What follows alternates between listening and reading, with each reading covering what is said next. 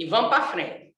Então, pessoal, essa parte da aula de hoje, ela é uma complementação da aula passada que vocês viram com o André, né? Então, a gente entrou, nesse momento, numa das partes que eu acho mais importantes da bioestatística aplicada à medicina, porque lida com um tipo de situação que realmente é particular, na maioria das vezes, ao profissional de saúde, né? Que é o estudo de acurácia, né?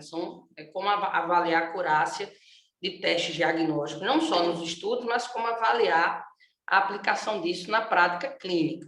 Então, quando a gente discute teste T, Q quadrado, ANOVA, são técnicas estatísticas que, obviamente, elas naturalmente são utilizadas na área de saúde, mas vão ser utilizadas em qualquer coisa estatística que você for fazer um trabalho quantitativo. Mas quando a gente entra nessa área de estudo de acurácia, a gente lida, na verdade, a parte estatística disso ela é relativamente simplória. O entendimento, às vezes, é complicado, porque talvez seja a coisa mais matemática que vocês vão precisar entender.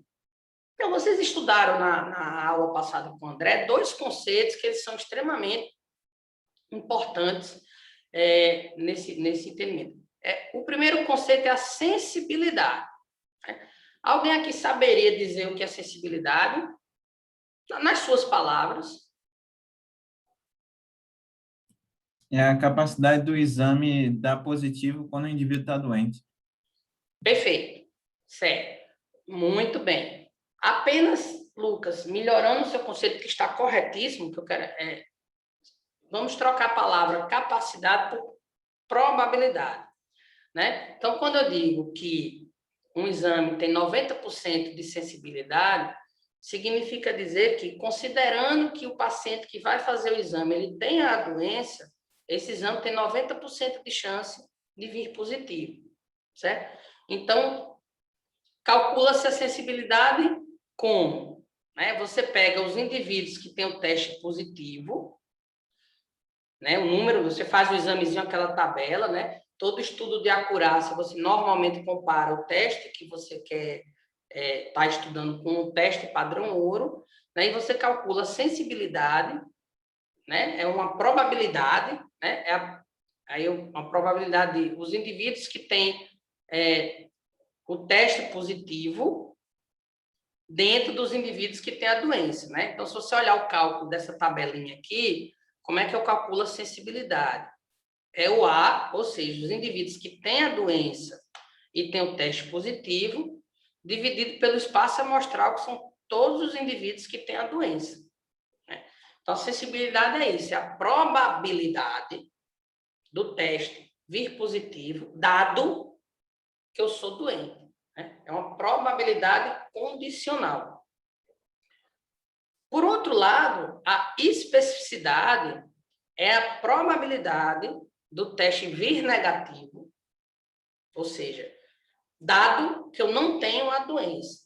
Então, resumo, é a probabilidade do teste acertar quando o indivíduo não é doente. Ele acerta quando o indivíduo não é doente, quando ele dá negativo. Como é que nós calculamos a especificidade? Você pega os indivíduos que testaram negativo e não têm a doença e divide com toda probabilidade, o espaço amostral é sempre os indivíduos com doença ou sem doença. Então, quando eu digo sensibilidade, o espaço amostral, que é o meu denominador, são os indivíduos com a doença. Porque o conceito é a probabilidade do teste ser positivo, dado que eu tenho a doença. Então, o espaço amostral não é todo mundo, são os indivíduos que têm a doença. E o meu evento de interesse são os indivíduos que testaram positivo. Na especificidade é o inverso. São os indivíduos que não têm a doença e meu evento de interesse são os indivíduos que tiveram o teste acertou. Disse que eles não têm a doença. E seria isso aqui. Só que a gente tem um problema. Quando o teste ele é qualitativo, o resultado é sim ou não, perfeito? Você faz o teste, você tem um resultado, você vai dizer que tem a doença ou não tem a doença e vai comparar com o teste padrão ouro. Isso eu acho que ficou muito claro para vocês. Porém, muitos testes que a gente utiliza em medicina, eles são as dosagens numéricas, por exemplo, com glicemia, como proteína C reativa, como hemoglobina. Ou seja, não é um teste meramente que eu avalio sim ou não, né? Em geral, são coisas que eu doso e eu preciso, né, definir muitas vezes o que é doente e o que não é doente nesse teste. E para isso, né, antes da gente entrar no conceito, se vocês imaginarem que eu tenho duas populações de pessoas, né? Uma população de pessoas sem a doença, que está representada em azul aqui, e uma população de pessoas com a doença, e eu faço um teste, cujo resultado é um número, é um valor numérico, eu vou ter que escolher um ponto de corte, né? Normalmente, para dizer que esse teste, ele é um acima de tal valor, abaixo de tal valor, entre tal valor, o indivíduo tem ou não tem a doença. E muitas vezes esse ponto de corte, ele pode ser escolhido de forma arbitrária ou não. Então, um exemplo prático que eu estou colocando aqui para vocês, né? Eu tenho essa curva azul, que está representando o resultado de um teste numérico, imagine que isso é um número, pensa aqui como se fosse glicemia, perfeito? Então, o resultado da glicemia em indivíduos que não estão doentes e o resultado da glicemia em indivíduos que estão doentes. E vamos imaginar que eu diga que acima desse valor aqui, eu pus um ponto de corte, né? Eu vou dizer que todo mundo que tem desse valor para cima é positivo para o teste, e aí e todo mundo que tem esse valor para baixo é negativo para o teste, perfeito? Então, eu escolhi um valor arbitrário de glicemia, vamos chutar aqui 120, e disse que todo mundo que tem glicemia acima de 120 é positivo para a doença que eu estou estudando, e todo mundo que tem glicemia abaixo de 120 é negativo. Então, percebam que esses indivíduos em vermelho, cujo resultado do teste está acima do meu ponto de corte, são os indivíduos que realmente têm a doença e que o exame deu positivo. Então, são os verdadeiros positivos. Isso aqui seria a minha sensibilidade, perfeito? A probabilidade do teste enxergar os indivíduos verdadeiramente positivos, verdadeiramente doentes, perdão. Então, perceba que vai ter uma parcela de pacientes que têm a doença, mas que eu vou chamar de não doente, que eu escolhi um determinado valor, e tem uma parcela de indivíduos que são sadios, que eu vou chamar de doente, porque, eventualmente, esses indivíduos tiveram teste acima desse valor. Então, essa areazinha vermelhinha está representando os indivíduos verdadeiramente positivos. O que isso quer dizer? São aqueles indivíduos que o meu teste, pelo ponto de corte que eu dei, veio positivo e eles realmente têm a doença. Essa areazinha em azul, perceba que é o restinho, né, dos valores que são esperados nessa casuística dos indivíduos que são sabios, é uma parcela desses indivíduos vão ter o valor desse teste dentro, né, do ponto de corte que eu escolhi, acima desse valor do ponto de corte. Então, esses indivíduos são os falsos positivos. É aquele indivíduo que não tem a doença, mas o teste veio acima de um determinado valor que eu disse que é o valor o valor que eu uso para discriminar quem é doente ou não. Esses indivíduos são os verdadeiros negativos, para esse ponto de corte específico aqui. Por quê? Porque são indivíduos que não têm a doença e que o teste, dentro do ponto de corte que eu utilizei, perfeito? Ele realmente veio abaixo desse ponto de corte. Então, perceba que essa grande área azul aqui são indivíduos que não têm a doença e que o teste deu negativo baseado nesse ponto de corte aleatório que eu coloquei aqui. E, por fim, nós temos uma fração de indivíduos que eles são falsos negativos. São indivíduos que têm a doença, porém, ao fazer o teste, ao fazer o exame, imagine qualquer exame numérico, PCR, peptídeo natriurético lateral, um TSH, enfim. O valor do exame ele veio abaixo do que eu considero positivo, mas o indivíduo ele tem a doença. Então, são os falsos negativos.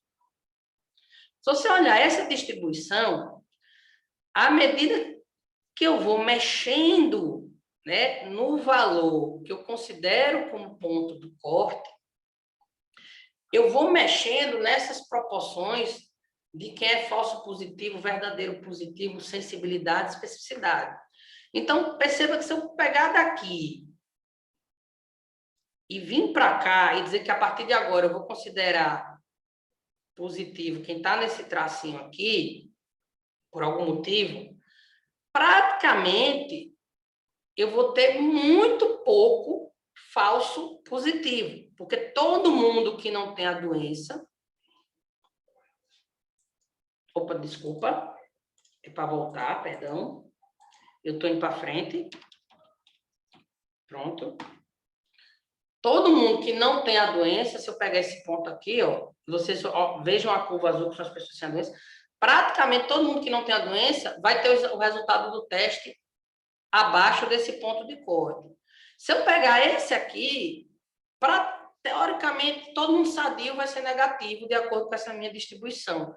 Entretanto, olha a quantidade de falso positivo que eu vou ter, né, de falso negativo que eu vou ter. Se eu pintar aqui para vocês, ó, de vermelhinho, se eu pegar e usar esse ponto de corte, e dizer assim, a partir daqui, quem está acima é doente, quem está abaixo não é doente, perceba que a minha sensibilidade ela cai muito.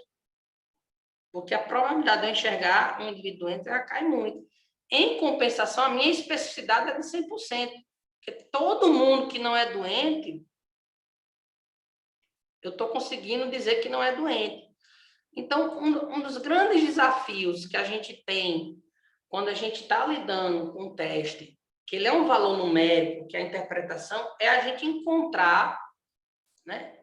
Primeiro, definir se o teste é bom e, segundo, encontrar, né, um ponto de corte desse teste que ele nos seja, né, o mais eficiente possível, o mais eficaz possível, no sentido de tentar discriminar quem é e quem não é doente. E vocês percebam que é um conceito fundamental em estudo de teste diagnóstico. Com mais eu aumento a especificidade, ou seja, eu aumento a chance, né, a probabilidade do teste não enxergar a doença em quem não é doente, mas eu diminuo a sensibilidade. E vice-versa. Se eu também tivesse botado, vamos supor que eu botasse agora o ponto de corte aqui, ó.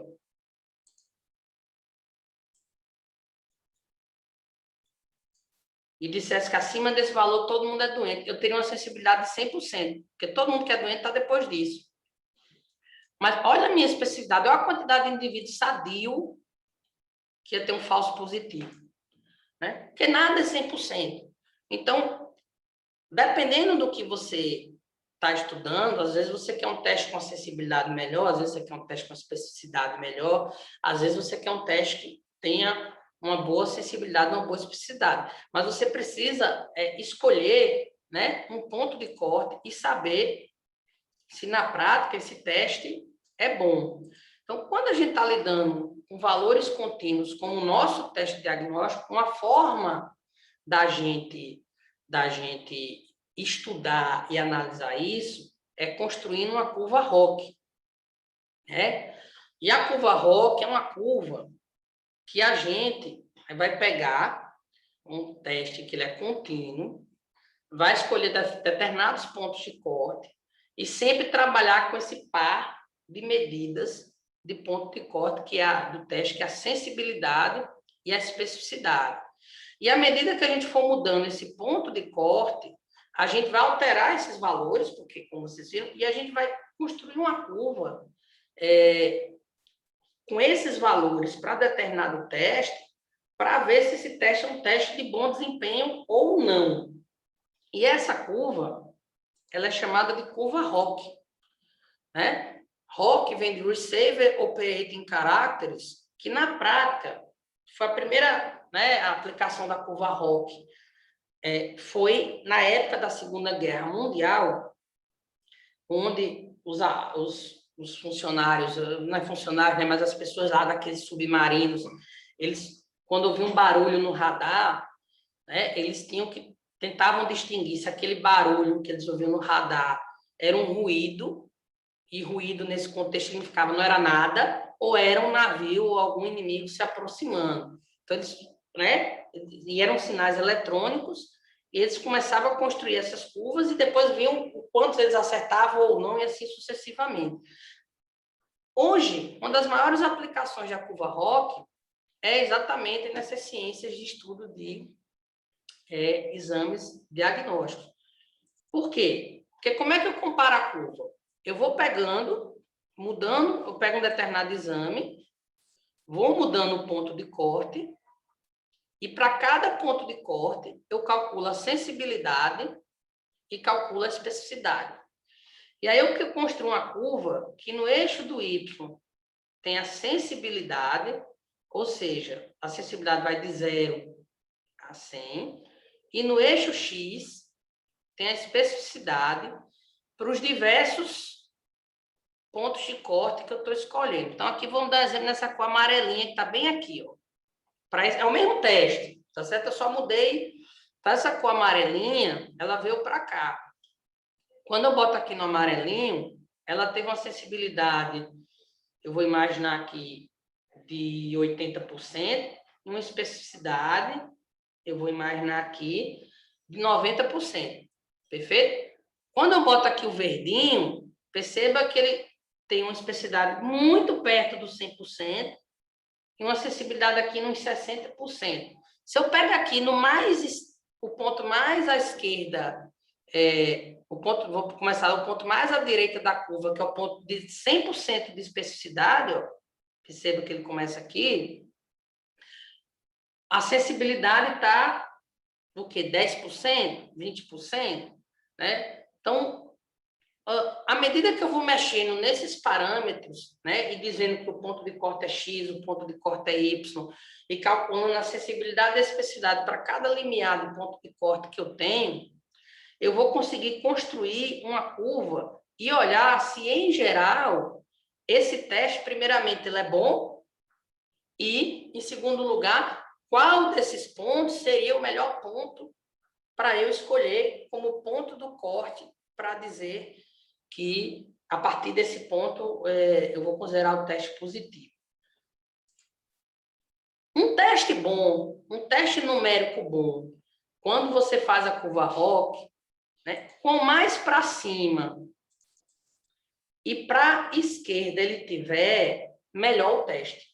Porque se você pegar com mais para cima, ele for indo e se manter na esquerda, em geral é um teste que eu vou chegar em algum momento num ponto de corte que eu vou ter uma boa sensibilidade, uma boa especificidade. Com mais para baixo, para a direita, esse teste for, pior é esse teste. Porque com mais para baixo, para a direita, à medida que a curva vai andando, eu vou chegar, por exemplo, esse ponto que está aqui, opa, volta, esse ponto que está aqui, ele agora estando aqui, perceba que, comparado a este, eu vou fazer aqui para vocês verem, ó. Esse tem uma boa especificidade e uma boa sensibilidade. Esse aqui, que para mim seria aquele ponto equivalente, olha como a especificidade já caiu bastante e a sensibilidade também. Então, esse teste, à medida que o teste vai se distanciando de cima e da esquerda, é um teste que, em geral, ele não tem um desempenho bom. É um teste que a acurácia dele não é boa para o que você está estudando, porque ele, na verdade, está se aproximando disso aqui, ó. Cadê? Que seria um teste ruim. Um teste ruim, ele, na prática, a chance de ele acertar é igual a dele errar. Né? Quando você tem uma sensibilidade de 50%, uma especificidade de 50%, né, no geral, ou seja, a chance do teste acertar é a mesma do teste errar, você acaba criando uma curva em diagonal, porque em algum momento você vai ter aqui Né? Perceba, ó, quando ele tem 100% de especificidade, ele tem zero de sensibilidade, mas à medida que você vai aumentando, né? E aí, para vocês fazerem a conta bem legalzinho, se eu chegar numa sensibilidade de 50%, a especificidade está em 50%. Só que, lembrando aqui novamente, o que é sensibilidade, pessoal? É a probabilidade de um teste atestar positivo sendo o paciente doente. Perfeito. Então, transformando isso agora numa frase mais direta, é a probabilidade do teste acertar, perfeito? Os doentes. Perfeito. Qual a probabilidade dele errar? Nesse caso aí, É, 50%. perfeito. Concorda? Um teste que acerta 50 e erra 50 é um teste que é melhor não existir. É mais fácil a gente botar um vidente, sortear um dado. Né? Você tem ou não tem, você joga um dado para cima. Né? É a mesma chance do acaso. Então, ele é um teste ruim. Certo? Então, com mais esse gráfico, ele vai vindo aqui nesse desenho diagonal, menos acurado esse teste, porque ele está mais perto do chute. Né? Já o melhor teste possível, ele está aqui, ó. Ele nem faz a curva. Isso aqui é uma situação quase inexistente na vida, mas existe se for fake, mas na vida real. Ele tem, ó, quando ele tem 100% de especificidade, ele tem zero de sensibilidade, mas quando ele tem 100% de sensibilidade, ele tem zero de especificidade. Isso é um teste que praticamente ele vai mantendo. Desculpa, ele vai mantendo a especificidade à medida que a sensibilidade aumenta. São um teste praticamente perfeito. A gente raramente vai encontrar esse teste na vida real. Ô, professor, eu tenho algumas perguntas. Esse é o momento melhor para preparar a aula? Pode não, à vontade. Se for uma pergunta que na frente ela vai ser respondida, eu digo. Às vezes é uma pergunta que vai vir um momento, mas pode perguntar. Tá, tudo bem. Aquelas distribuições que o senhor mostrou no começo, aquelas curvas, sempre são normais? Boa e procedente pergunta. Não obrigatoriamente. Nem todo resultado de um teste ele vai ser normal, certo? Alguns testes, por definição, eles têm o seu resultado. Embora eles sejam contínuos na sua natureza, você espera que a maioria das pessoas tenha uma dosagem de zero. Né? Então, por exemplo, um exemplo bem honesto, é a proteína C reativa. Né? A maioria das pessoas ela vai ter uma dosagem de zero. 0,000, porque elas não vão estar inflamadas. Então, embora você tenha um espectro de uma vez ela positiva, ela pode ir a 10, a 20, a 300, você não, em geral, você não vai ver pessoas com menos 0, menos 1 no teste. Então, a curva de distribuição de uma dosagem de proteína C reativa no ser humano, ela não é uma curva normal, porque o próprio teste, a maioria das pessoas vai ter um número de 0. Dito isso, essa lógica da curva Rock, ela se mantém. Porque como a curva Rock vai trabalhar com as probabilidades, eu usei a curva normal aqui para vocês entenderem, para ficar mais visual, mas ela vai trabalhar em cima da acessibilidade da especificidade. Né? Na hora que você disser que é acima de 10, quem tem proteína C reativa acima de 10 tem doença e abaixo de 10 não tem, ele vai calcular a acessibilidade da especificidade, comparando sempre com o padrão. Nunca esqueça que existe um padrão ouro, né? Você só consegue calcular a sensibilidade e especificidade de um teste quando, obviamente, existe o padrão ouro ali para você saber quem é o verdadeiro doente. Né? Então, você nunca esqueça desse conceito. Eu só posso calcular a acessibilidade e especificidade a partir do momento que eu tenho um teste padrão ouro, que pode até ser falho, mas para mim vai ser uma verdade absoluta dentro daquele trabalho, que me diga quem é o verdadeiro doente e quem não é o verdadeiro doente. Certo? Então, a distribuição para esse tipo de situação ela é irrelevante. Entendi. Perfeito. Isso já entra na outra pergunta que eu ia fazer. Que você falou que depende exatamente do do exame padrão ouro. Mas nesse caso, como é que eu estabeleço essas propriedades para o exame padrão ouro, né? Como é Bom, que eu sei quem é realmente doente ou não, considerando que o padrão ouro também é falho? Tem alguma medida de verificação disso? não. Você, na verdade, vai escolher padrão ouro, porque se ele é o padrão ouro para aquela determinada doença, é, ele é o teste mais acurado. Embora ele não seja perfeito, ele é o considerado de melhor desempenho. Então, óbvio que mesmo o teste padrão ouro pode errar, você não tem um melhor que ele para dizer assim, esse errou. Então, Sim, você vai ter que assumir. Vou dar um exemplo bem honesto. Vamos supor que eu esteja estudando aqui um, um exame qualquer, que é um marcador, por exemplo, de infarto agudo do miocárdio, perfeito? certo. Vamos dar uma proteína qualquer, a troponina. Imagina a troponina. Você vai comparar a dosagem da troponina com cateterismo. O cara tem uma troponina positiva, você Ah, sim, entendi, entendi, entendi. perfeito?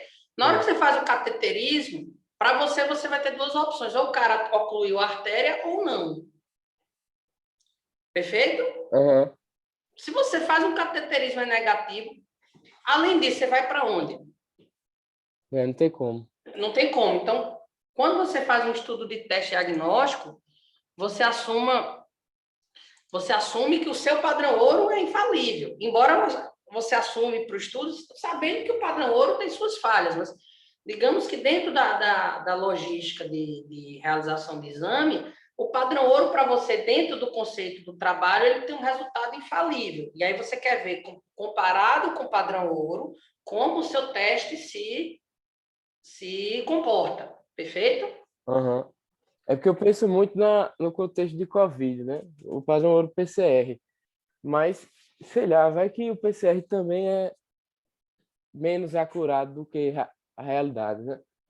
Com certeza ele é, né? Mas fora o PCR, qual seria o outro exame que você Pois é, teria, né? A biópsia da mucosa, né? é Porque como o uma Bruno coisa é falou aí. importante, né? Tem exame que ele é, digamos, extremamente acurado, mas ele não, na vida real ele não tem sentido você fazer. Então, por exemplo, o que é que diz se teve necrose de verdade no miocárdio ou não? Na vida real você vai fazer uma biópsia do tecido. Afora isso, qualquer outra coisa você só está supondo.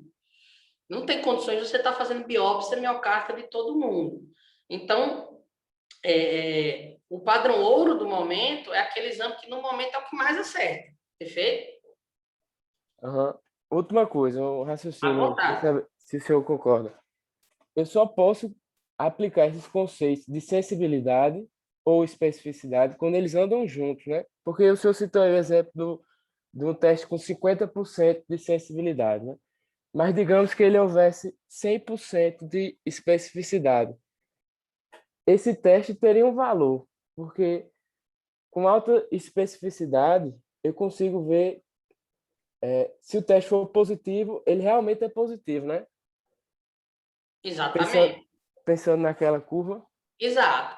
Como eu lhe falei, você sempre vai ter um trade-off, né, uma troca entre sensibilidade e especificidade. Dependendo de qual é o motivo de você estar fazendo o teste, às vezes o que interessa para você é um teste com alta, por exemplo, especificidade, porque o positivo é verdadeiro. Ou um teste de alta sensibilidade, porque o negativo é verdadeiro. Depende do contexto. Então, é um teste que o contexto é de screening. Muitas vezes, para screening, o seu objetivo é pegar o doente na população. Então, você vai ter mais falso positivo, porque você quer não deixar passar uma pessoa doente. Um exemplo muito honesto disso é quando você faz sorologia em doação de sangue, né? Os testes sorológicos ou de PCR para HIV, por exemplo, que é feito em doador, né? Doador em bolsa de sangue, já que a gente está nesse mês sempre Uhum. falando de bolsa, eles Tem têm que ser muito sensível, né? eles têm que ser extremamente sensíveis, né? Para que o negativo seja verdadeiro. Por quê? Porque você não pode, né? Que é o racional da doação. Eu não posso deixar passar uma bolsa de um doente, quer dizer, uma bolsa Perfeito. contaminada. Embora vá ter um índice de falso positivo grande. Muita gente vai ser chamada lá e quando você manda para a referência para fazer um exame confirmatório, ela, na verdade, não tem. Por exemplo, um HIV, uma hepatite C. Mas eu não posso permitir que uma bolsa de sangue contaminada ela seja como é que se diz? Ela seja passada adiante. Então, esse trade-off para sorologia ou para exame de infecção de HIV, o kit, né, que o Hemocentros utiliza, normalmente não é um kit que serve para um diagnóstico habitual em medicina, porque o objetivo lá da bolsa de sangue é não deixar passar nenhuma contaminada. Show de bola. E aí você quem vai definir esse trade-off a depender do que é que seu exame que você está estudando, como é que se diz? Ele se presta, né? E, em geral, para diagnóstico, você vai querer um exame que tenha um equilíbrio bom entre sensibilidade e especificidade. Joia? Mas você pode estar fazendo um exame simplesmente para um algoritmo diagnóstico, o objetivo do exame é se ele vier negativo, nem mais para frente, na investigação de determinada doença, evitando que o paciente receba, por exemplo, um exame mais invasivo. Então, esse é o objetivo do teste. Mais do que dizer que o cara tem doença, é dizer que ele não tenha a doença para que ele não vá ser submetido a uma laparoscopia diagnóstica, vamos dar um exemplo. Entendi. Tem uma outra Obrigado. pergunta. Obrigado a você. Tem uma pergunta no chat, eu não entendi. Se Bruno puder fazer de novo. Ele comentou que a gente estava conversando. Ele quis dizer que é incremental, ou seja, a tendência é sempre melhorar, né? É como se fosse um campo inexplorado, porque existem situações que o padrão ouro realmente não dá certeza, como o exemplo do... Exato. E às vezes é raro, mas assim, o padrão ouro de hoje, você faz um exame desse, de repente esse exame se torna um novo padrão ouro, não necessariamente porque ele acerta mais, mas porque ele é mais fácil de fazer, ele é mais barato, né? Então, às vezes o padrão ouro é uma biópsia invasiva, você faz um exame sérico, ele tem um bom desempenho, é acessível, pode ser repetido, ele acaba virando um novo padrão ouro, você está entendendo? Uhum. Porque o padrão ouro não é só eficácia, a eficácia é um ponto para você estabelecer um exame com padrão ouro. Mas você tem que ver custo, logística, efeito adverso e assim sucessivamente. Então, às vezes um exame ele se torna padrão ouro não porque ele tem a melhor acurácia necessariamente, mas porque ele tem uma acurácia boa, mas ele é factível de ser feito, ele é mais barato, ele é menos invasivo, ele tem menos efeito adverso e assim sucessivamente. Um exemplo bem honesto disso hoje, por exemplo, é o diagnóstico de embolia pulmonar, ou melhor, de trombose venosa profunda de membro inferior. Qual é o exame padrão ouro hoje? O ultrassom Doppler. Perfeito? Qual era o exame padrão ouro antes? Era você fazer contraste, né? Uma venografia contrastada. Com certeza, a venografia contrastada, ela vai enxergar melhor o sistema venoso que o Doppler, porque está jogando contraste dentro da veia. Mas era um exame complicado, você tinha que injetar contraste, tinha que o paciente esperar, enfim, a interpretação, dependia do rádio, enfim, tantas coisas que o Doppler, quando comparado com o padrão ouro, ele acabou tendo uma sensibilidade, uma especificidade tão boa que ele hoje é o padrão ouro. Não porque ele acertou mais que a venografia no momento da venografia, mas porque ele acertou razoavelmente parecido, um pouco menos, porém, é mais fácil de fazer, não é invasivo, é mais barato, etc, etc. Deu para compreender? Deu sim, obrigado. Obrigada a você. Uma coisa importante, gente, é isso aqui, ó. Tá certo, professor. Eu concordo com o senhor me convenceu que uma curva dessa é melhor do que essa. Mas olhando assim, como eu sei, né? Às vezes quando é uma coisa absurda, o olho da gente rapidamente enxerga, mas quando é uma coisa uma muito perto da outra, como eu sei? Então, um ponto importante que você pode utilizar, que os softwares estatísticos calculam para você, na verdade, é a área abaixo da curva, né? Então, você pode pegar essas duas curvas, por exemplo, e percebam que essa área abaixo, ele fez esse gráfico e calculou que abaixo dessa curva, nesse quadrado aqui, essa área tem 90%. Essa área tem 65%. Então, aqui está visual, mas quando eu tenho esse cálculo de que a área abaixo da curva é 90%, significa que o teste ele conseguiu, digamos, andar em muito mais espaço desse quadradinho que é formado do que esse teste que a área abaixo da curva é de 65%. Um teste perfeito que esse aqui, ó, a área abaixo é 100%. Então, uma forma de você comparar dois exames e dizer, não, esse aqui é mais acurado que o outro, quando eles são numéricos, é você construir duas curvas ROC e, na prática, comparar a área abaixo da curva. Então, por exemplo, né, esse trabalhinho aqui, que ele calcula o peptídeo natriurético atrial em pacientes idosos, isso é da Grã-Bretanha, e ele comparou o BNP, que é o exame que ele está testando, com o ecocardiograma, perfeito, mostrando uma disfunção sistólica do ventrículo esquerdo, que foi considerado o padrão ouro. Então, quando nesse exame, nesse momento, ele botou um ponto de corte de 18,7, para dizer assim, acima disso o paciente tem a doença, né? Ele pegou uma sensibilidade de 92%. Perceba que um doente perdido aqui no tempo e no espaço ficou abaixo disso. Mas olha a especificidade, olha quanta gente sem a doença acaba tendo um BNP, né, acima de 18,7. E aí, se você for mudando esse ponto de corte, né, ou seja, de 18,7, ele mudou aqui agora para uma coisa perto de 40, perceba que ele deixou de enxergar muita gente com a doença, ó, a sensibilidade diminuiu, muita gente com a doença, no caso aqui, disfunção ventricular, não vai ser enxergar, vai ser dita que é normal. Em compensação, a maioria dos sadios vão ser ditos que não tem doença. Ele aumentou a especificidade. Então, esse trade-off é uma coisa que é importante você ter em mente na hora de construir uma curva ROC. E aí, óbvio, na hora que você constrói uma curva ROC, ele vai lhe dando os pontos, né, baseado nos pontos de corte, e percebam, essa curva aqui que é desse trabalho, eu não sei exatamente a área dessa curva que eu não tirei, mas veja que é uma curva, se eu for fazer ela mais retinha, ela seria uma coisa mais ou menos assim, né?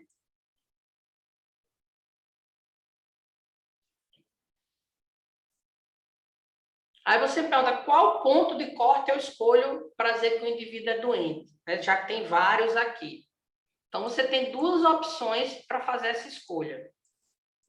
Uma delas que é a mais clássica, o ponto mais próximo do canto superior esquerdo, né?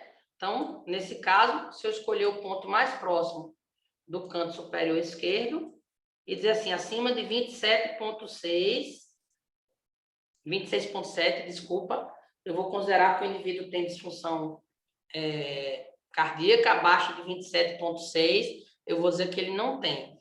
Então, essa é uma forma de você escolher o seu ponto de corte e dizer quem é doente ou quem não é doente.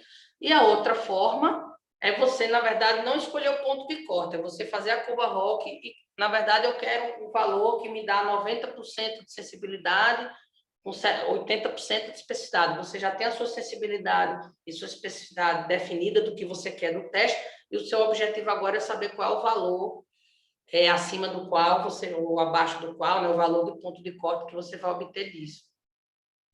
Então, vou mostrar alguns exemplos aqui para vocês já no EasyR, do meu bancozinho de dados. Mas aqui eu já posso fazer uma pergunta para você. Isso aqui é um estudo de teste diagnóstico, onde ele comparou 3 marcadores para o diagnóstico de miosite, cujo padrão ouro é a biópsia, certo? Do músculo. Então, a curva vermelha seria a CK-MB, a CK-MM, desculpa, que é muscular. A curvinha preta seria a proteína C reativa e a curvinha azul, a aldolase. Olhando só essas 3 curvas, qual exame desses 3 acabou se mostrando mais acurado para o diagnóstico de miosite? Aldolase. Aldolase, perfeito.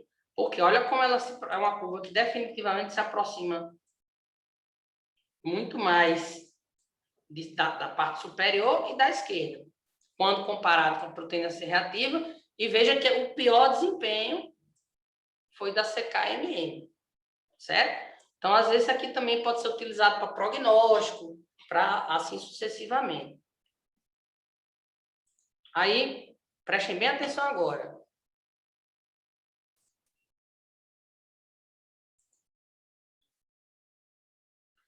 Cadê o ISIE que eu botei aqui? Agora eu tenho dúvida. Pronto. Apareceu aí para... Diga, manda. As curvas, na curva que estava antes, elas costumam se encontrar lá no topo? Como assim? Não, não obrigado. Sim, lá no final, sim. Aham. No início e no final elas se encontram, porque uma hora você vai chegar em alguma coisa que vai ter 100% de sensibilidade e 0% de especificidade. Então, pode ver que todas começam ali da pontinha e no final todas vão terminar lá no finalzinho mesmo. O grande detalhe é exatamente o meio da curva. Aham. Então, por exemplo, apareceu o ISR aí para vocês? Apareceu. Então, vamos lá. Ó, acurácia of diagnóstico. Eu já trouxe o banco de dados, tá certo? Eu quero construir uma curva ROC. Então, eu tenho uma variável aqui que é diabetes. Quem é diabético e quem não é diabético. Tá? Eu não sei dizer qual foi o padrão ouro aqui. Mas vamos imaginar que eu queira saber a acurácia, a sensibilidade, por exemplo,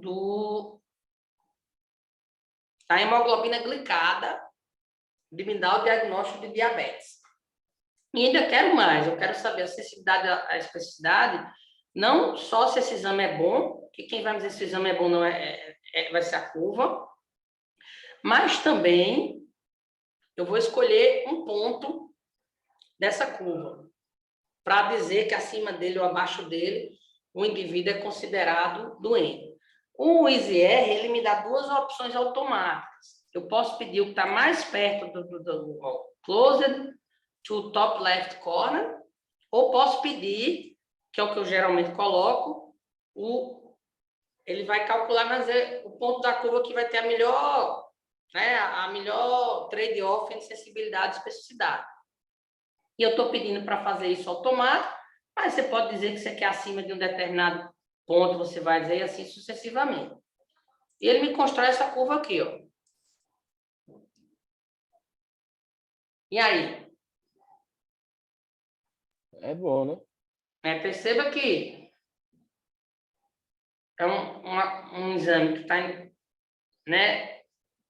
para cima e para a esquerda. Ele diz que em 6,4, lembre-se que a hemoglobina glicada é dada em porcentagem, né? Em 6,4%, eu vou ter uma sensibilidade de 87%, uma especificidade de 85%. Então, um teste razoavelmente acurado, tá? Para o diagnóstico de diabetes nessa minha amostra aqui. Agora, por exemplo, eu quero saber se a dosagem do LDL é um bom exame, né, para dizer que o paciente tem diabetes, baseado nessa minha amostra. Aí eu vou fechar o gráfico. E ele ainda botou aqui para mim uma coisa importante, ó, que eu mostrei o gráfico, mas aparece aqui para vocês, ó, que ele diz que a área abaixo da curva, cadê? É de 94%. Certo aqui, ó. Área under the curve. 0,9445, ou seja, 94%. Então, tem uma acurácia muito boa, a hemoglobina glicada, para me dizer que o indivíduo tem diabetes. Se você olhar aqui, ele fez toda essa conta, para cada ponto de corte, ele calculou a especificidade, a sensibilidade, ó, cada pontozinho de corte que eu tenho no meu banco de dados, e ele construiu aquela curva bem completa. Agora, eu quero fazer essa outra pergunta.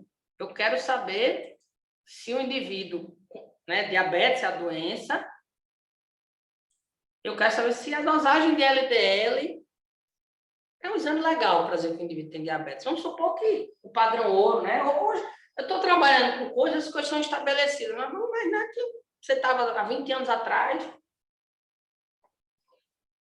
ninguém sabia exatamente o que era o quê, e eu fiz esse banco de dados aqui, fiz esse exame, e estou comparando LDL com o padrão ouro, que vamos supor fosse o teste de tolerância oral à glicose. O cara tinha que chupar a glicose, ficar 2 horas lá, aquela coisa toda. O LDL C12 vai-se embora. E aí? O LDL é um bom exame para dizer que o indivíduo tem tem diabetes? É quase os testes rápidos do plano de saúde, professor. Exatamente. Perceba que ele fez a curva e ele me deu o melhor ponto de corte baseado no que eu pedi. E perceba que no melhor ponto de corte foi 116, a sensibilidade foi de 44%, ou seja, pior do que o chute, e uma especificidade de 69%. Então, perceba que o desempenho, né? Essa curva a gente tem que enxergar, ele desenha aqui, mas na verdade a gente tem que enxergar ela aqui, ó, na prática.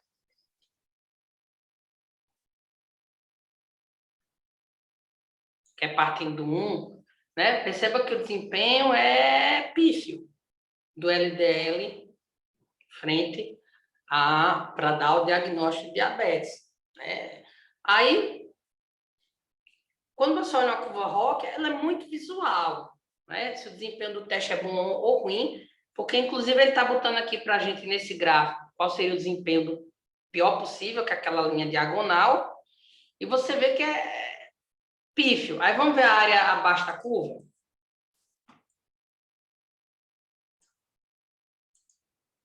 Peraí, viu, gente? A área abaixo da curva, cadê ela aqui? 59, área under the curve. Vou botar ela aqui que está melhor de ver. 59%. É melhor jogar um dado, porque você dosar o LDL para dizer que o paciente tem diabetes. Está todo mundo compreendendo? Sim, sim. Não, não, você é o único que está falando nessa aula. Eu queria pelo menos umas 2 pessoas dentro de Sim, si. O professor. professor está dando para dentro. Sim, professor, tudo certo. Show, beleza. Agora, vou fazer outra pergunta para vocês. Tá, e qual é o melhor exame para dizer que o indivíduo tem diabetes? É a hemoglobina glicada. Não, peraí, desculpa. Ó, você vê que agora eu estou pedindo para comparar 2 curvas ROX. Qual é o melhor exame para dizer que o indivíduo tem diabetes? É a hemoglobina glicada ou é o teste de tolerância oral à glicose? Eu vou botar aqui, ó, TTOG. Aí a gente faz isso aqui, ó. Percebo que as 2 curvas são muito parecidas, mas qual é a que ainda está um pouco mais para cima? Hemoglobina glicada. Olha o Oxe, não, trapejado TTG. aqui. É TTG, TTG. que é a compartilhada. Né? Elas são muito, em geral, elas são muito parecidas, mas a curva do TTOG ainda está um pouco melhor, certo? Então, o teste de tolerância oral à glicose ele tem um desempenho um pouco melhor do que a hemoglobina glicada. Porém, embora as curvas elas possam ser diferentes, essa diferença pode não ter significância estatística. E o próprio software, ele faz essa pergunta para a gente, ele dá as 2 áreas abaixo da curva. Veja que para a hemoglobina glicada foi 94%, para a TTOG foi 96%, e ele disse que essa diferença teve, considerando um p-valor abaixo de 0,05, teve significância estatística. Olha o p-valor aqui, 0,00000. Então, não só é diferente, como essa diferença teve significância estatística. Se você fosse escolher um desses 2 testes, qual você escolhia para dar o diagnóstico de diabetes? TOTG. Renan, beleza? Mais alguém? Eu acho que a glicada é muito mais fácil de fazer também, né? Porque tem OTG você tem que dar a glicose, aquela coisa toda, da dor de barriga. E tem a questão do custo também, depende se a gente está tipo, no SUS, no consultório privado e tal. Já que eles são tão O parecidos TTG não tem assim, né? limitação, não, de quem pode fazer? Mas ele está se referindo à acurácia dos testes, não? Não, ele perguntou qual qual dos maneira testes generalizada. escolheria. escolheriam, exatamente. Ah, então show, concordei com o pessoal. Verdade. Perfeito, Raquel e todo mundo que veio depois e Renan que veio por último. Não é só uma acurácia que a gente utiliza para definir, né? É aplicabilidade, custo, logística. Então, perceba que, embora a diferença ela seja estatisticamente significativa, né?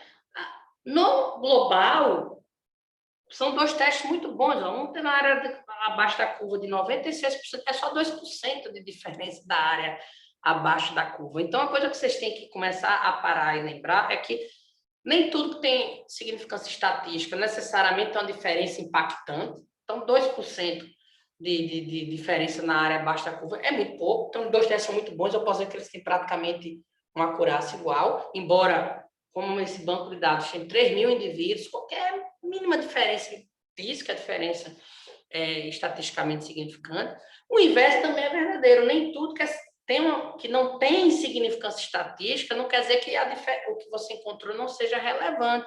Às vezes você faz um estudo com um N muito pequeno, vou dar um exemplo, você estuda uma doença como raiva, que tem 100% de letalidade, um grupo, de acordo com o tratamento convencional, morreu todo mundo. O outro grupo, de acordo com o tratamento padrão, sobreviveu 10%. O trabalho teve um N pequeno, você não conseguiu provar que essa diferença tem significância estatística.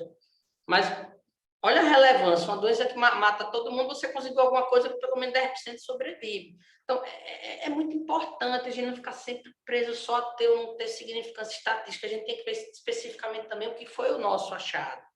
Então, nesse aspecto desses dois testes, a diferença de um para o outro, em si, de acurácia, ela é muito pequena. Então, essa significância estatística, embora ela exista, o que vai fazer eu escolher entre um ou outro para fazer o diagnóstico de diabetes não vai ser só isso. Vai ser isso e N outros fatores, como vocês pontuaram muito bem, que a hemoglobina glicada é melhor de fazer do que um teste, é mais barato do que um teste de tolerância oral à glicose. Todo mundo captou? Se a pergunta fosse apenas qual o mais acurado, a resposta é uma só. O mais acurado não tem para onde correr.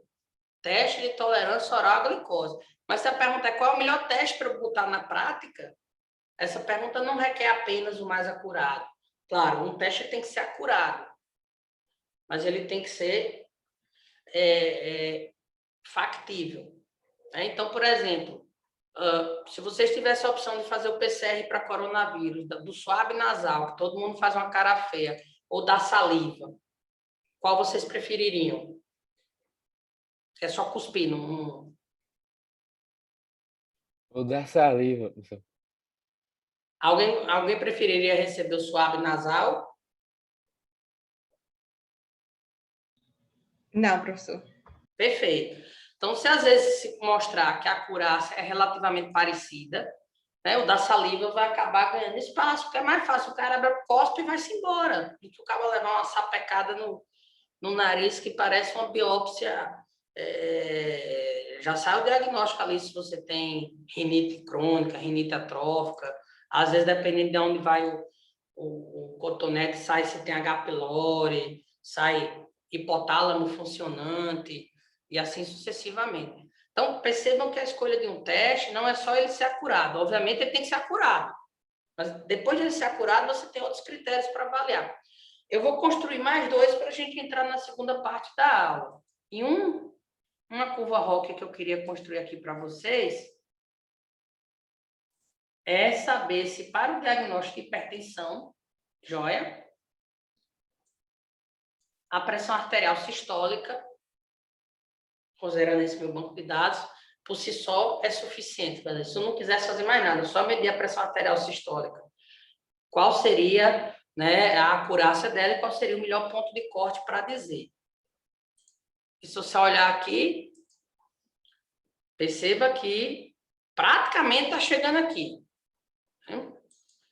Num ponto de corte de 126, porque eu escolhi que o computador me desse esse ponto de corte. Acima de 126, aqui nesse meu banco de dados, tem 88% de sensibilidade de dizer que o indivíduo é hipertenso e 93% de especificidade. Então, ou seja, pressão arterial sistólica é um bom teste para você dar o diagnóstico de hipertensão. Mas aí você pode perguntar qual é a melhor, a sistólica ou a diastólica? Você vai medir as duas, mas se eu fosse utilizar uma neste meu banco de dados, perfeito? Obviamente, cada pesquisa... Então, vou agora fazer, sim, vamos ver a área abaixo da curva, né? Que é importante. 97,5%. Quase 100%. E se eu quisesse, então, agora comparar para o diagnóstico de hipertensão, tanto a pressão arterial sistólica, cadê? Quanto a pressão arterial diastólica.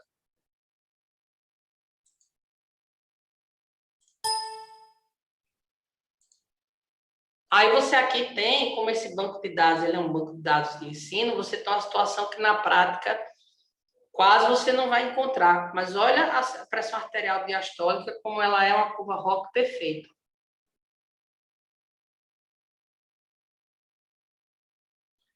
Quando a gente vai olhar a área abaixo da curva da pressão arterial diastólica, é 100%. Todo mundo conseguiu compreender? Aí entra a questão do conhecimento dos seus dados, né? Porque vamos supor, esses dados aí você coletou de pacientes hipertensos e que, sei lá, os hipertensos já estavam em tratamento, né? Vamos supor. E esse valor aí da pressão era o valor da pressão justamente com esses pacientes em tratamento. Aí já alteraria. Depende, né? Assim, se você vai fazer um estudo para teste do diagnóstico, parte do pressuposto que você não sabe quem tem a doença. Se eu sei quem está tratando, eu já sei que não tem sentido eu estar fazendo um exame de teste diagnóstico, né? Você vai pegar pessoas que até se prove o contrário, para você elas são sadias. Se o indivíduo já tomou antihipertensivo, por que eu vou fazer um exame de teste diagnóstico nele? Eu já sei que ele tem hipertensão. Qual é o sentido disso? Então, você sempre escolhe indivíduos potencialmente sadios para o que você quer saber, cujo resultado você não sabe, e você vai aplicar os dois testes, o teste que você está estudando e o teste considerado padrão ouro. Vamos imaginar que aqui o padrão ouro eu usei um mapa. Né? E comparei só aferir a pressão arterial diastólica com botar o cara 24 horas no aparelho, que é o mapa, que é, vamos supor assim, considerado padrão ouro. E disse que quem tem o mapa, uma vez que o mapa diga que o cara é hipertenso, eu vou considerar hipertenso. Uma vez que o mapa diga que o cara não é hipertenso, eu vou considerar que o cara não é hipertenso. E compara apenas uma aferição da pressão arterial sistólica e uma da diastólica.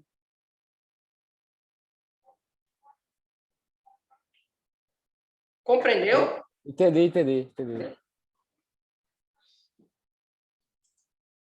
Entretanto, né, cadê o share screen? Cadê a apresentação? Acho que é essa aqui. Entretanto, eu preciso ter a sensibilidade, eu preciso ter a especificidade, mas na vida real eu estou mais interessado em outra pergunta. Na vida real eu estou interessada nisso. Né? O paciente procura o consultório médico com resultado de exame positivo. E quer saber realmente a chance dele ter a doença. Então, na prática, é importante entender sensibilidade e especificidade, mas na nossa prática, a nossa principal angústia é o inverso. Né? Uma vez que eu aplique um teste e o resultado dele venha positivo ou negativo, é que eu estou usando o positivo como exemplo, qual é a real chance do paciente ter a doença? É isso que me interessa, ou de não ter, se o teste veio negativo.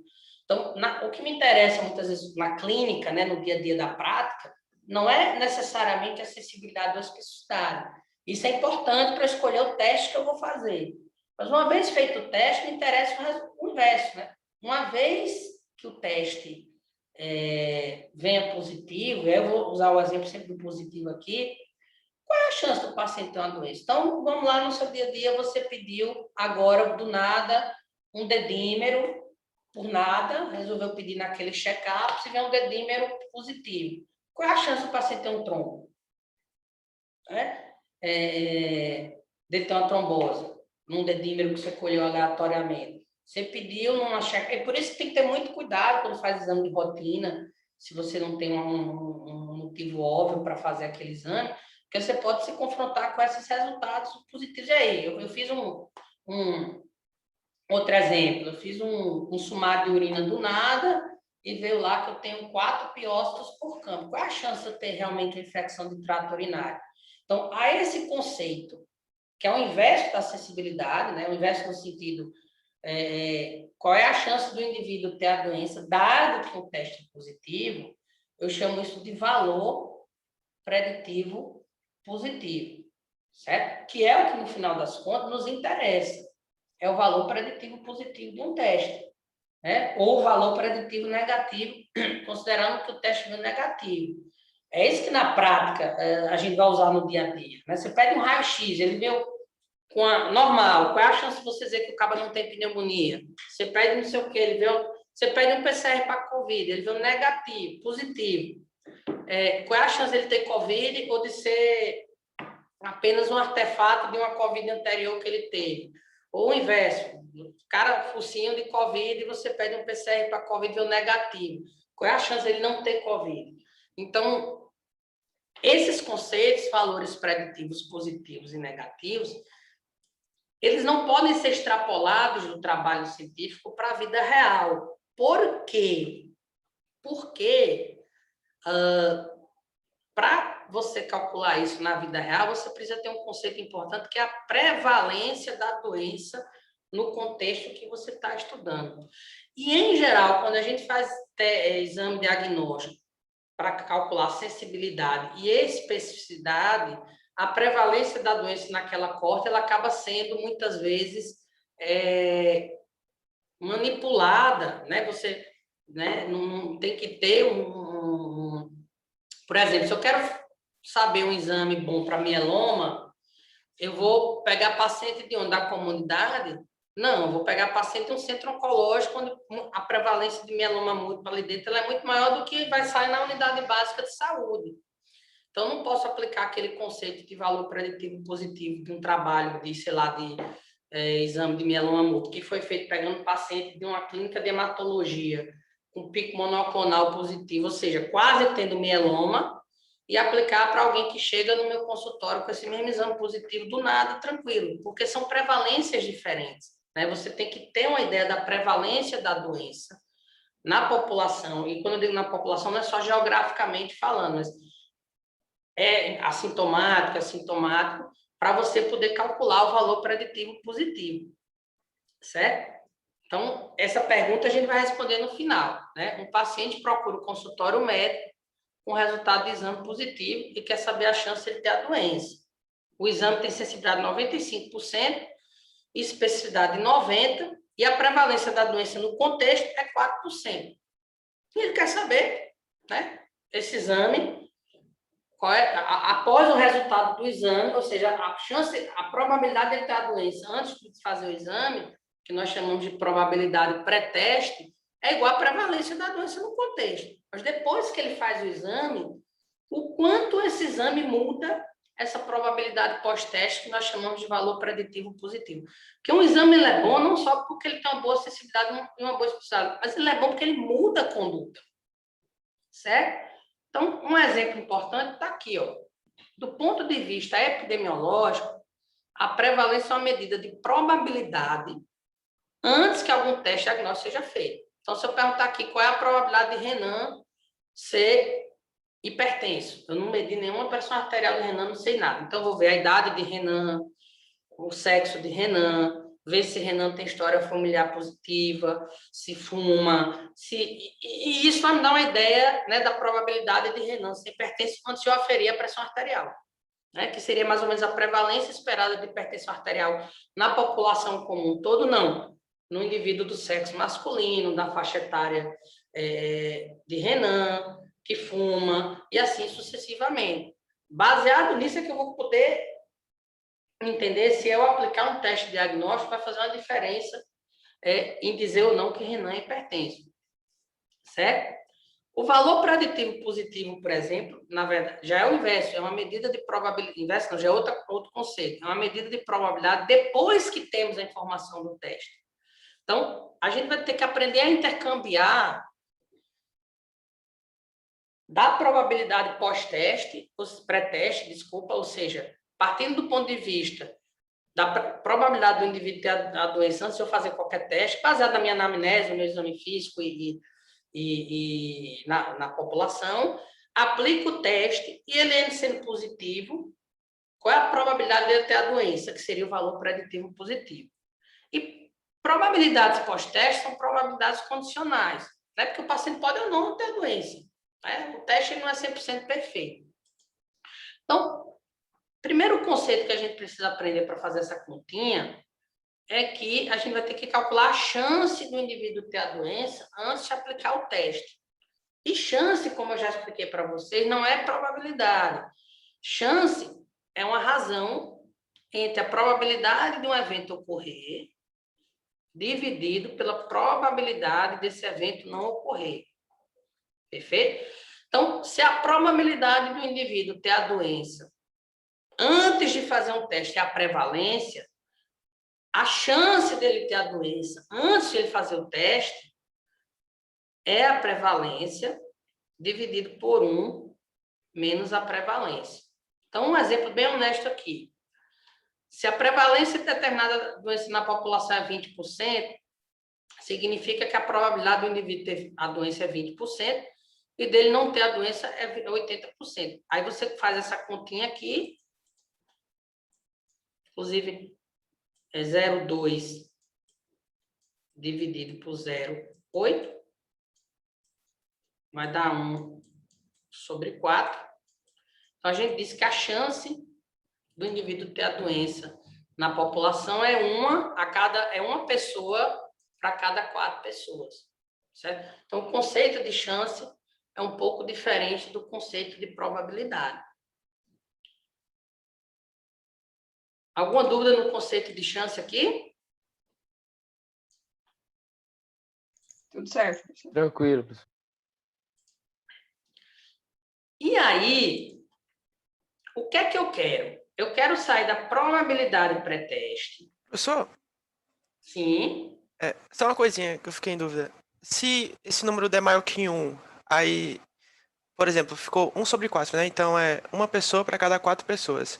Mas se for maior que 1, seria como é que a gente falaria isso? Porque, por exemplo, Você tem uma chance maior do que 1, né? Porque se o indivíduo tem não dá. tá, se for, por exemplo, 9, se for o contrário, 9, né? A chance 80. Se for, Aí por exemplo, seria assim, professor. Seria assim, por exemplo, se fosse 4/1. Aí a cada 5 indivíduos, 4 são 4 tem a doentes. doença, exatamente. Ah, sim. Perfeito? Então, o que é que eu quero? É sair da probabilidade pré-teste, que é a prevalência. E depois que eu aplicar o teste, chegar na probabilidade pós-teste, que é o valor preditivo positivo. Certo? Perceba, então, que eu vou sair da prevalência, calcular a chance antes do teste, para achar a chance após o teste, para tirar o valor preditivo positivo. Mas eu preciso ter uma medida no meio do caminho.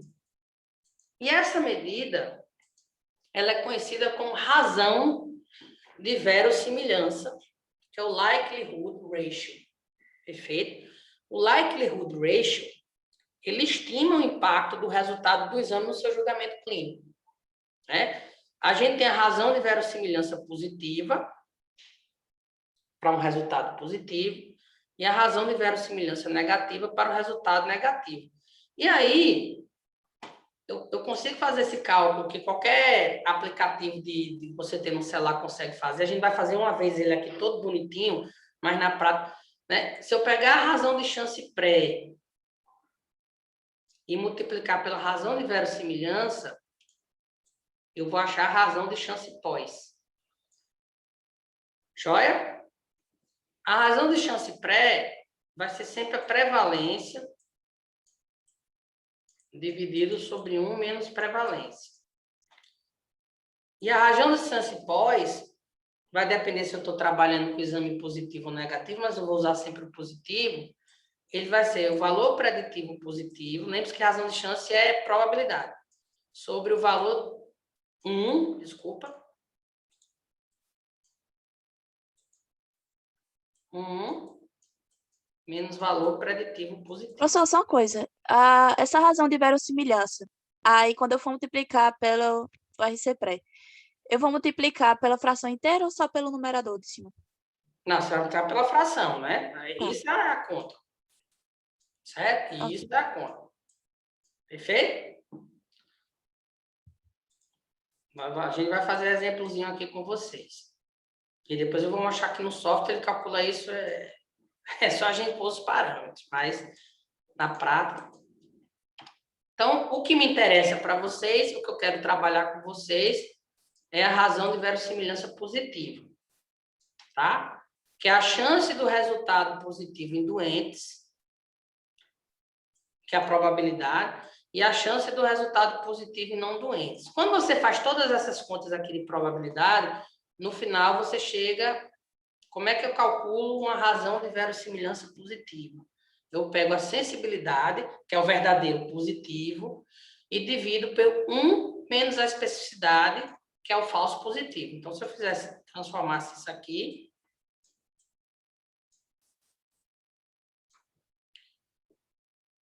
Perfeito? Beleza.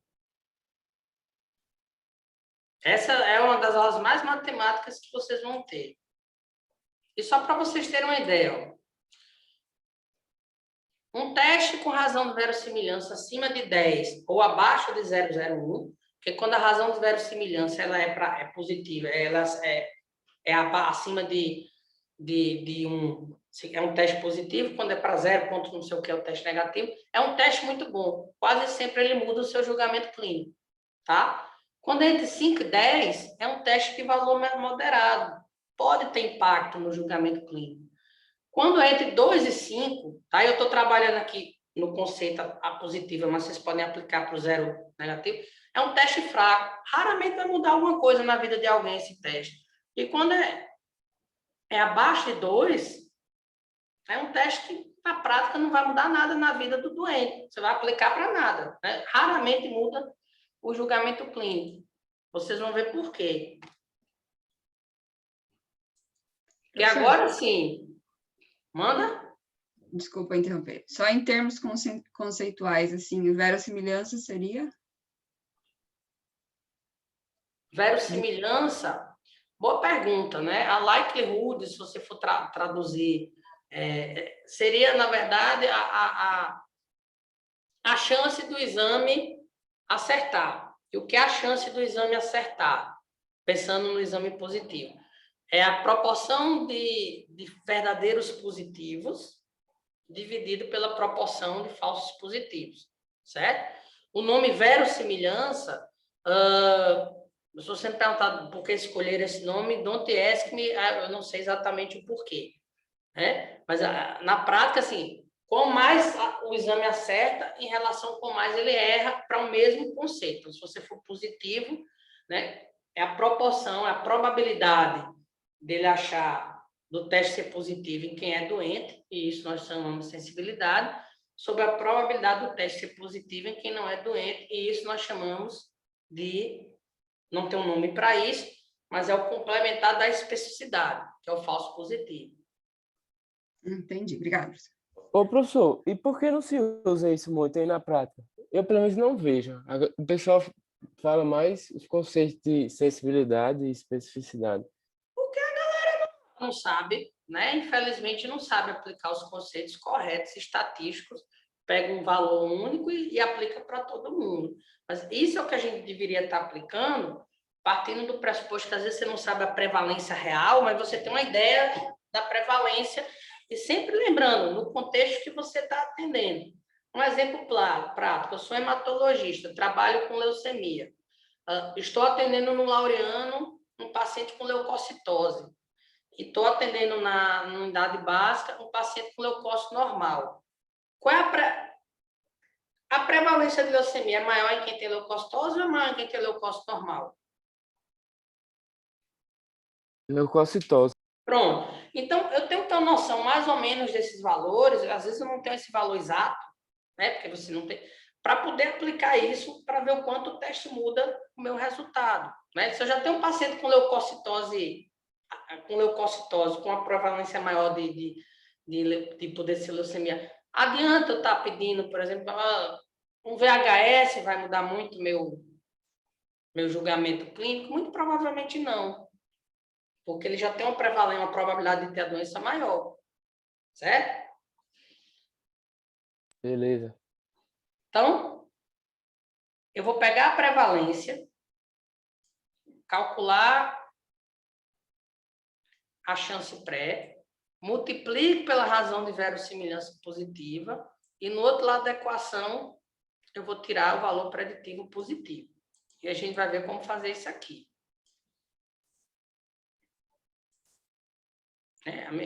A mesma coisa pode ser para a razão de verossimilhança negativa, você tira o valor preditivo negativo. Então, por exemplo, vamos pegar aqui o exemplo 1. Todo mundo aí, Renan? Tô aqui. Você tem uma calculadora aí, Tia? Tô aqui. Pronto, então olha só, peguei um exemplo de uma doença que a prevalência é 10%. Então, qual é a razão de chance pré? É 0,1 sobre 0,9. Quanto é que dá essa conta? Pode botar na fração se quiser. Dá 0,11. Então, vou botar 0,11. Então, isso é a razão de chance pré. Perfeito? Quanto é que ele já me deu aqui a razão de verossimilhança do teste? 1,5. Então, multiplica agora 0,11 vezes 1,5. Eu estou nesse exemplo aqui, tá certo? Depois eu vou mudar a cor para... Quanto dá? 0,165. Então, vou até arredondar, vou botar 0,17. Aí eu vou pegar esse valor e vou agora botar isso aqui, vai ser igual a razão de chance pós. Valor preditivo positivo sobre 1 menos valor preditivo positivo. Perfeito? Certo. Como é que eu faço essa multiplicação? VPP é igual a 0,17 menos 0,17 VPP. Perfeito? Certo. Eu vim agora para o outro lado da equação, puxo para cá, 1,17 VPP igual a 0,17. Perfeito? Certo. Aí, no final, vou ter que VPP é igual a 0,17 dividido por 1 sobre 17. Quanto é que dá essa divisão? 14%. Eu saio de 10% depois de aplicar um teste, toda a celeuma do planeta Terra, e no final o valor preditivo foi de 14%. Mudou muito alguma coisa? Mudou? Aumentou bastante a probabilidade em relação ao que eu tinha antes? Não. Não. Então, muito provavelmente, esse teste não é útil para essa condição, para essa prevalência, certo? Todo mundo compreendeu?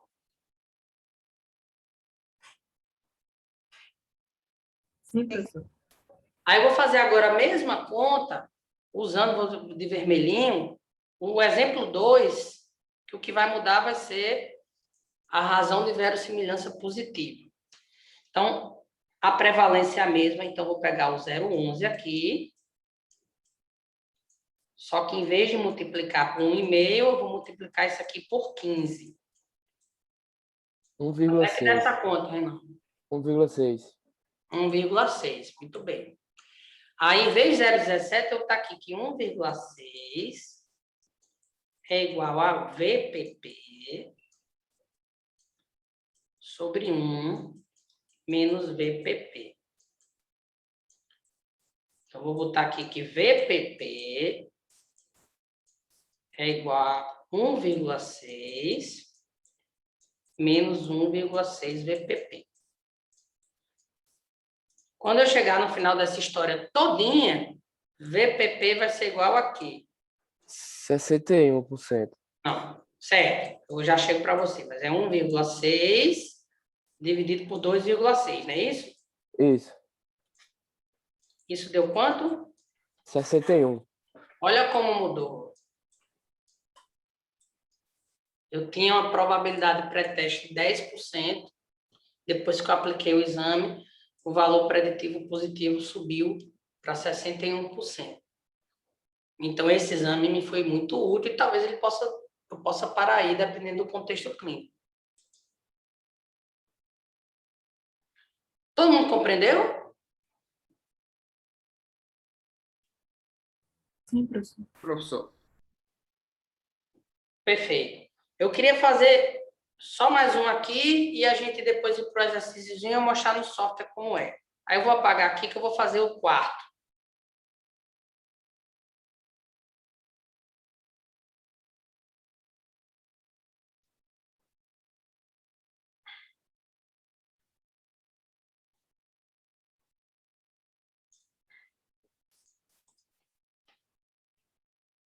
Professor, esse valor da razão de verossimilhança é maior nesse segundo caso, por exemplo, porque eu tenho pouco falso negativo? Ou bastante verdadeiro positivo? Na verdade, por essa razão ser muito grande, você tem muito, na prática, você tem muito falso positivo, né? Porque você, na verdade, na prática, acaba que, com mais o teste acerta, na verdade, assim, com mais verdadeiro positivo você terá, menos falso positivo você vai ter. Acaba que é um efeito duplo. Tá. Por mais ele acerta, menos ele erra. Então, acaba que é um efeito duplo. Você vai ter um numerador maior, porque você vai ter mais verdadeiro positivo, e, ao mesmo tempo, um denominador menor, porque você vai ter menos. Se você ter mais verdadeiro positivo, por definição, você vai ter menos falso positivo. Aquele trade-off, né? Aquele trade-off, exatamente. Renan, me ajuda só nesse exemplo 4 aqui, ó. Eu tenho uma doença que a prevalência é 1%. Então, se a gente for fazer prevalência sobre 1 menos prevalência, já vou deixar essa conta aqui sem ser infração, vou deixar ela normal, vai ficar 1 sobre 99, concorda? Uhum. E aqui seria 100, né? Aqui, na verdade, ficaria 001. Deixa eu botar, na verdade, essas contas a gente é melhor fazer mesmo nas frações, que é o corretinho. 001 dividido por 0,99. Quanto é que dá esse valor? 001. Continua sendo 001? Aham. 1%. Perfeito. Então, isso é a razão de chance prévia. Aí eu vou e multiplico agora pela minha razão de verossemelhança positiva, que é 15. Quanto é que vai dar? 0,15. 0,15.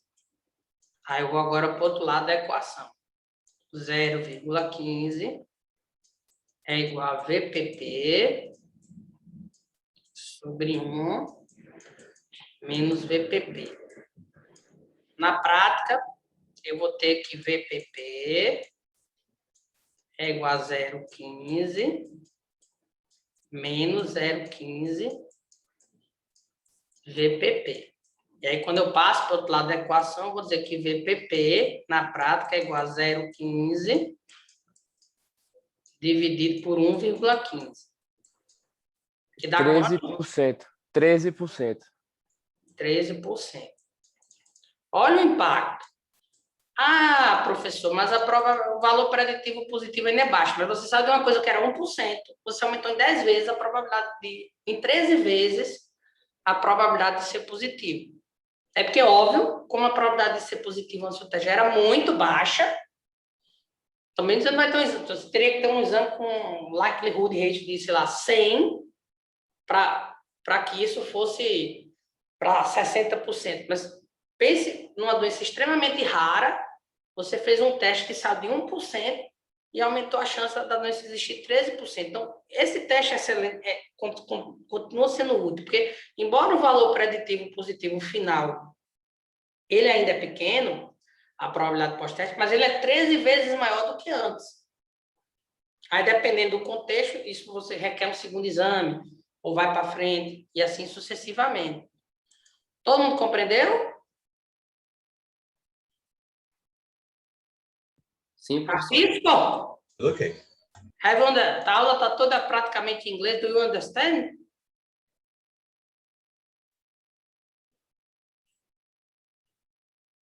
Pronto. Perto de acabar, acho que ainda temos 20 minutinhos. Existe uma forma de você tentar fazer isso, só que ainda eu acho mais complicado, você tem que ter esse treco aqui, que é o nomograma de Feynman, que ele sai da prevalência, você pega a razão de verossimilhança positiva ou negativa e ele vai chegar na probabilidade pós-teste. Então, por exemplo, um indivíduo que a prevalência da doença é 10, você aplica um teste que a razão de verossimilhança é 5, o valor preditivo positivo final é algo em torno aqui de 20%, certo? Se você aplica um teste que a razão de verossimilhança positiva está acima de 10 aqui, ela vai para 70%. Então, você passa uma régua nesse nomograma de Feynman, certo? E faz. Só que você precisa ter o nomograma de Feynman junto de você, que normalmente a pessoa não tem. E aí, vamos calcular o que a pergunta pede. Um paciente procura o consultório com resultado positivo e quer saber a chance de ter a doença. A sensibilidade é de 95% e a especificidade de 90%. E a prevalência de indivíduos da mesma idade, enfim, no contexto, a prevalência é 4%. A primeira coisa que a gente vai fazer para resolver esse problema é calcular, como é um teste positivo, a razão de verossimilhança positiva. Como é que eu calculo isso? É sensibilidade dividido por 1 menos especificidade. Perfeito? Sensibilidade é de quanto? 95. Então, vai ser 0,95.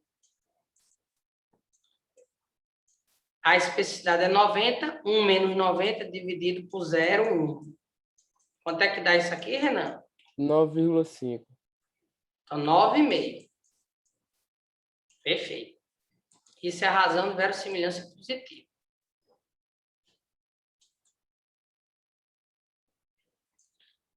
Aí, agora eu vou. Prevalência, calcular a razão de chance pré. É 4%, então vai ser 0,04 dividido por 0,96. Dá quanto, Renan? 4%, 0,04. Continua 0,04, né? Isso.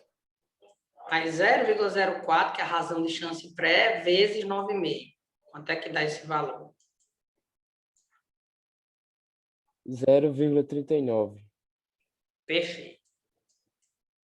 Aí eu faço 0,39 vai ser igual a VPP sobre 1 menos VPP. E aí eu já sei aqui, pela forma como a gente tem feito, que VPP vai ser igual a 0,39 dividido por 1,39. Isso vai dar quanto? 28%. 28%. Olha como aumentou em 7 vezes a probabilidade de ele ter a doença. Você aplicou um exame num indivíduo que tinha 4% de chance de probabilidade de ser doente, e depois que você aplicou o exame, essa probabilidade foi para 28%. Ou seja, é um exame útil. 28% é baixo? É baixo. Se você for para o 100, mas imagina você partiu de uma doença que a probabilidade dela existir na população já é baixa. Então, esse é um exame útil. Ele aumentou em 4 para 28, né? Ele aumentou em 7 vezes, não, 6, 7 vezes exatamente a probabilidade de você ser doente. Então, ele é um exame que fez uma diferença gritante. Ele pode ser o primeiro exame, o segundo exame. Aí, obviamente, se você precisa ou não de estudos adicionais, depende muito. Depende se é um exame importante que você faz para saber se vai botar um paciente num exame invasivo para realmente confirmar. Então, você aplica esse primeiro exame e viu que realmente mudou bastante a probabilidade pós-teste, e aí vale a pena colocar o cara num exame mais invasivo. Daí depende do contexto. Antes de eu ir para o software, eu achava que essa era a nossa última aula, não é? Mas eu queria mostrar para vocês, é só quando você vai na internet, tem muito meme, né, de estatística. Eu selecionei alguns que eu achei interessante para mostrar o finalzinho da aula, só como é muito fácil calcular isso no software estatístico, né? Aqui é um que eu acho excepcional, né? Bem-vindo à probabilidade estatística, né? A aula onde tudo é inventado e os números não batem, né? Não importa. Né? Então, isso é a visão muito geral que o pessoal tem da estatística, de uma coisa que é tão importante no nosso dia a dia. Esse outro e se a estatística foi criada para fazer a gente se sentir estúpido, né, burro? Porque muita gente tem dificuldade em estatística, muitas vezes porque não... É claro que se a gente fosse aprofundar na estatística, é complicado, claro, mas a gente precisa ter o conhecimento básico, que é importante para o nosso dia a dia. Esse outro existem as mentiras poderosas e tem a estatística. Né? Ou seja, a estatística sempre mente. Né? Muitas vezes esses memes é uma falta de compreensão que a população tem e que deveria ter de estatística. Esse é o que eu acho interessante. Se você é uma amostra independente, coloque suas mãos em mim, né? Fazendo uma analogia à música de Beyoncé. Put your hands on me. Então, tem vários memes, assim, interessantes de estatística, porque naturalmente é uma disciplina que as pessoas tendem a não gostar, mas ela é tão importante na medicina, bioestatística, ela é tão fundamental para o entendimento das coisas, ainda mais nesse momento que a gente discute medicina baseada em evidência, que é fundamental que vocês saiam daqui com esse conceito básico, né? Ninguém quer que vocês sejam matemáticos, etc. O conceito mínimo do entendimento. E quando chega em exame diagnóstico, é fundamental, porque na prática vocês vão aplicar exames diagnósticos, né? E tem que aplicar exames com racional, né? Esse exame é bom, ele realmente faz sentido, é porque estão dizendo que é bom, ele é bom. Ele vai ser bom para esta minha população? Quer dizer, se eu chegar lá na unidade basal e sair aplicando mielograma em todo mundo, com exame invasivo, qual é a chance de eu achar um mieloma múltiplo, uma leucemia lá no meio? Ou não, eu vou guardar esse exame. Então, esses raciocínios, às vezes, a gente precisa fazer, muitas vezes eles não são feitos. E aí, para encerrar, eu vou mostrar só para você aqui como a gente calcula isso no R. E é bem simples no R. Você vem aqui, a acurácia de exame. Tá aparecendo o R para vocês? Assim, professor. Aí, ó, computar o valor preditivo positivo ou negativo. Aí ele pede só isso. A probabilidade pré-teste. Aí vamos para aquele exemplo que a gente fez. 0,04. A sensibilidade daquele exame era 0,95 e a especificidade era 0,90. Na nossa conta de mão, nós chegamos a 28%, né? Vamos ver o que é que o computador vai nos dizer. E está aqui, ó. Valor preditivo positivo, 28,4%. Exatamente o que o Renan fez para a gente, ele apenas arredondou, porque a gente arredondou e tal. Valor preditivo negativo, 99%. Então, ou seja, se esse exame vier negativo, seja lá que eu estou aplicando, o valor preditivo negativo é muito alto. O preditivo positivo nem tanto, mas o preditivo negativo para esta prevalência, ele é muito alto. Agora, se eu mantiver, porque a sensibilidade, gente, vocês guardem como última mensagem, assim, é importante, é que a sensibilidade e a especificidade é uma característica do teste, certo? Vai estar lá no teste. O teste não sei o quê, tem 80% de sensibilidade e tantos por cento de especificidade. Agora, os valores preditivos positivos e negativos vai depender de quê? Da prevalência da população que você está aplicando o teste. Então, eles vão mudar. Eu botando a mesma sensibilidade, a mesma especificidade do mesmo teste, mas mudando a prevalência da doença e da condição na população que eu estou estudando, vai mudar esses valores. Então, perceba que, por exemplo, se eu pegar agora o mesmo teste, em vez da prevalência de 4%, eu vou botar que a prevalência é de 20%.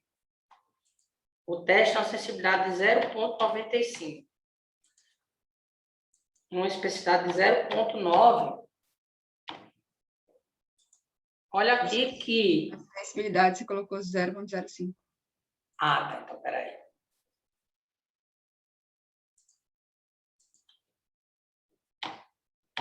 Então, isso aqui é a prevalência, tá? A sensibilidade 0,95, perfeito? E a especificidade 0,9.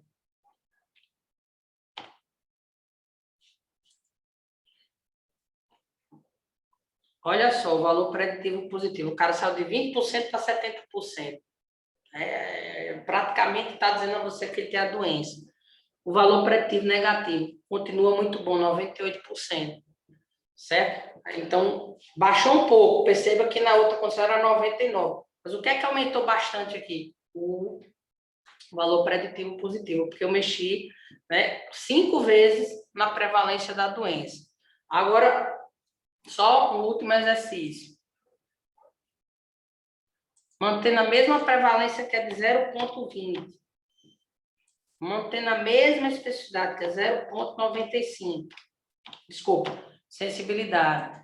Mas vamos ver agora que a especificidade do teste foi de 80%.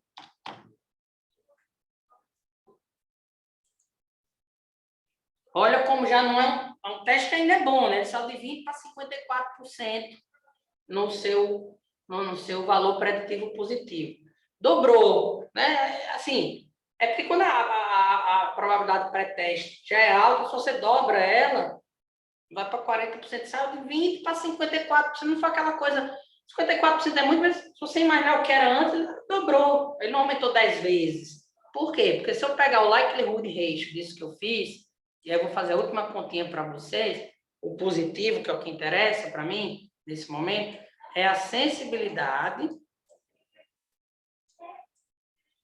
dividido por 1 menos a especificidade. Como eu botei agora uma especificidade de 0 ou de 80%, então é dividido por 0,2. Quanto é que dá aí? 4,75.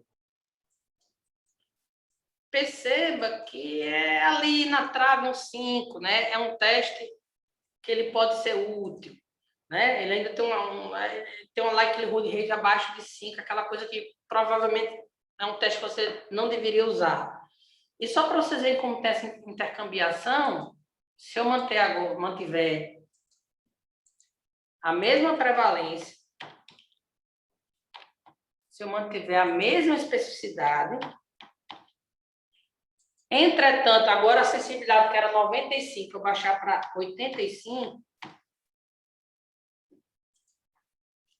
olha como já foi um desempenho pior, né? A probabilidade pós-teste, que era de 54%, veio para 51%. Por quê? Porque agora eu vou ter 0,85, que é a sensibilidade, e aí, como eu mantive a especificidade de 80%, dividido por 0,2. Dá quanto isso aí para mim, Renan? 4,25. Olha como a razão de verossimilhança positiva já veio um pouco menor, e aí, obviamente, a probabilidade pós-teste positivo, o valor preditivo positivo diminuiu. Todo mundo compreendeu?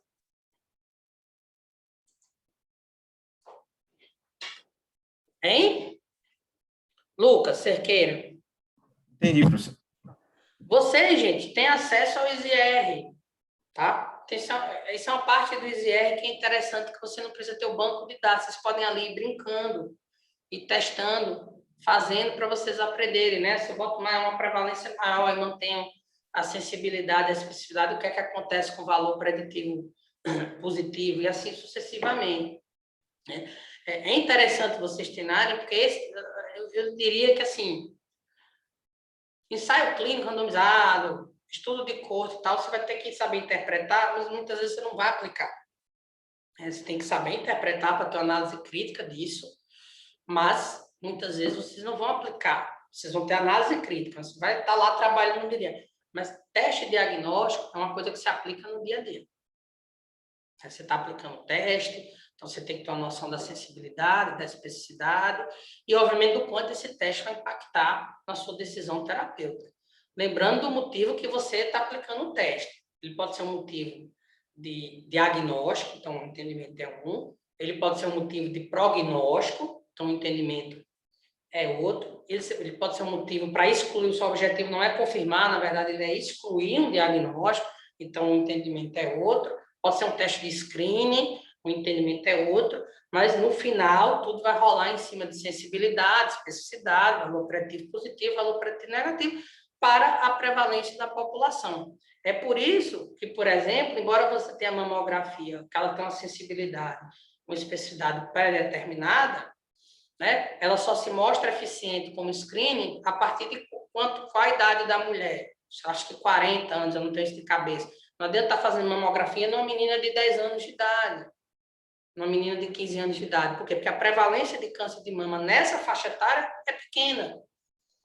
Então, esse exame, ele continua tendo a mesma sensibilidade, a mesma especificidade, mas para essa faixa etária de 15 anos, ele não é útil.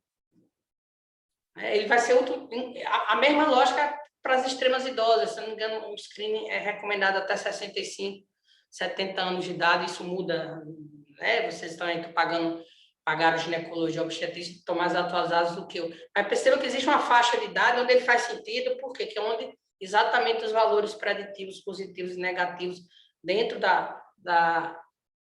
daquela população vão mudar os valores. O exame vai impactar na probabilidade. Então, não é só a acurácia, não é só a sensibilidade, não é só a especificidade, também ver no sentido também o custo e a facilidade de aplicação. E, às vezes, você vai escolher um exame que é um pouco menos acurado, porém, ele é mais fácil de ser implantado.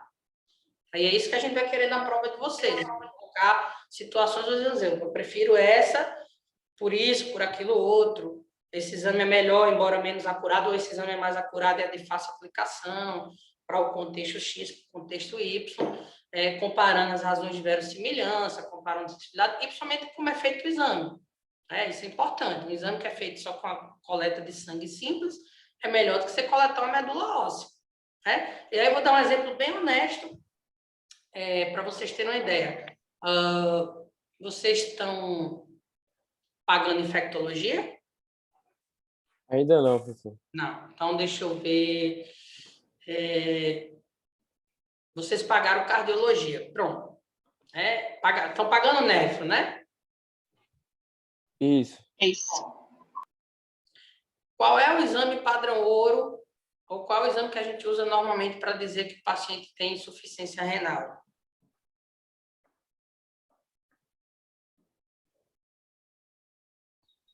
Dosagem de creatinina?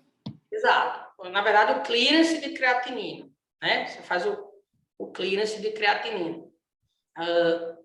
Que aí você tem que colher a urina, 24 horas, etc, etc, etc.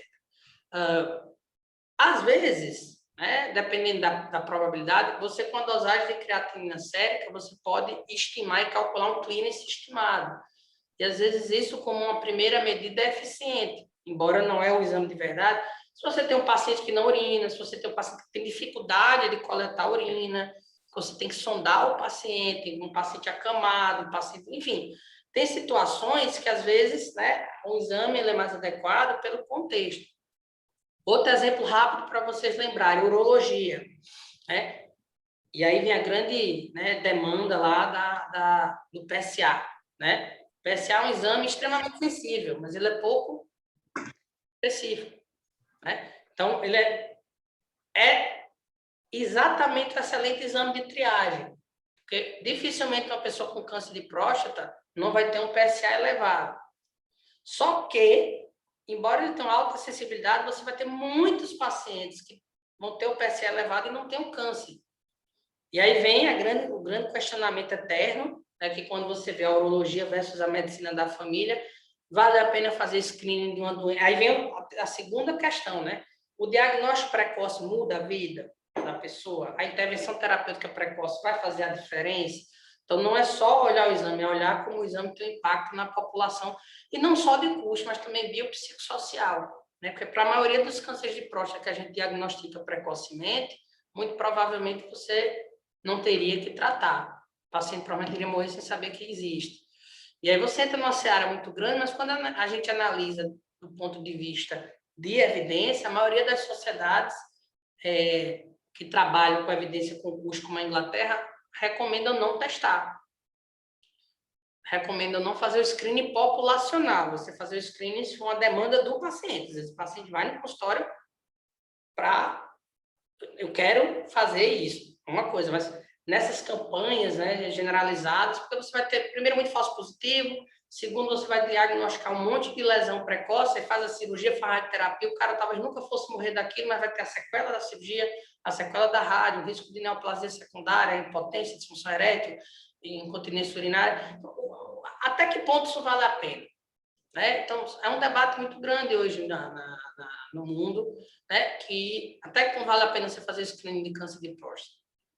E se você botar um urologista, um oncologista, um médico da família, é capaz que cada um tenha uma visão e ninguém chegue num determinado consenso, porque depende muito da forma como se enxerga, mas os dados estão aí, né? E o PSA é um exame de alta sensibilidade, então ele serve muito bem para screening, porque quando você quer fazer screening, o que é que você quer? Pegar todo mundo que é doente. E aí, o que é que você paga? Qual o preço que você paga? É ter também muito falso positivo. Pegar um monte de gente com PSA elevado que não tem câncer de próstata. Né? E aí, eles vão lá, né, junta com ultrassom, Aí, quando eu junto o PSA com toque, já ajuda mais. Porque o toque já lhe dá uma informação.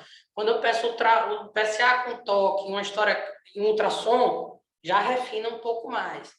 Aí tem o PSA total sobre o livro sobre o total, já refina mais. Mas mesmo assim, é um exame de alta sensibilidade, mas qual o preço que você paga? 2, muito falso positivo. E 1, muito falso positivo. E 2, eventualmente, você vai diagnosticar tumores que talvez nunca fossem se desenvolver. E talvez aquele paciente não precisasse disso. Por outro lado, como paciente, se alguém diz que você tem um câncer de próstata, o paciente com certeza vai dizer, pelo amor de Deus, tire. É muito difícil ter um paciente esclarecido e dizer, não, nós vamos ficar aqui acompanhando, batendo o olho, né? Nossa população, às vezes, não tem esse entendimento. Então, se você chega e diagnostica um câncer de próstata muito precoce, talvez 90 em 100 pacientes vão dizer, eu quero tirar. Só que, às vezes, ele não entende que ele vai tirar uma coisa que pode nunca na vida dele dar alguma coisa, e com mais velho, mais isso é verdade, e vai trocar, às vezes, pela sequela de uma radioterapia, por uma disfunção erétil, por um hipoestrogenismo, androgenismo, por uma gama de efeitos adversos do tratamento que talvez ele não precisasse. Então, sempre fica esse pensamento para vocês. Dito isso, essa ainda não é a nossa última aula é sexta-feira que vem, eu confirmei com o André, que é a aplicação prática dos testes estatísticos. Aí eu vou abrir outra tarefinha para vocês. Essa aí vocês vão também me entregar. Eu vou dar o prazo bom para vocês. Lembrando que a tarefa do trabalho comparativo eu vou mudar para o dia 18, o prazo. Mas o que eu queria que vocês fizessem com essa tarefa que eu vou dar para vocês, embora vocês possam me responder por escrito depois, é que pelo menos até a aula vocês tenham lido. É um texto de 2 ou 3 páginas. Vocês tenham lido e raciocinado para chegar na aula com algum pensamento. Certo? Embora não precise escrever, não precise parar necessariamente para isso. E é isso. Foi um prazer. Se essa aula conseguir ser convertida aqui no computador do CRAS, eu boto no YouTube. Se não, paciência, eu disponibilizo pelo menos os slides para vocês. Ô, professor, o senhor tem algum artigo que nem aquele da análise de sobrevida aí, fácil, desse assunto? Tenho, eu não tenho aqui, mas para colocar para vocês, tenho sim. Sim, sim. Tem. Obrigado. Eu coloco você ler, para dar uma olhada como ele está lá. Tudo de bola. Valeu, professor. Bom final de Valeu. semana aí. Bom final de semana para vocês. Minha promessa já foi cumprida com Sabrina. E em breve eu vou atrás dos indivíduos do grupo O para, ocasionalmente, para cada um cumprir a segunda parte da promessa. Então, vão com Deus. Bom final de semana. Apreciem com moderação. Sexta é dia dos namorados. Quem tem namorado, namore com responsabilidade. Quem não tem, curta como solteirão convicto, solteirona, enfim. O dia dos namorados é um dia para a gente comemorar, acompanhado ou sozinho. O importante é a gente entrar na vibe e curtir, né? O melhor namorado ou namorada é a gente mesmo. Então, quando a gente se ama, a gente sempre está muito bem acompanhado, né? Independente de qualquer coisa. Então, vão com Deus e até mais. Valeu, professor. Obrigado, hein? Professor. Abraço, professor. Abraço. Tchau, professor. Tchau, valeu.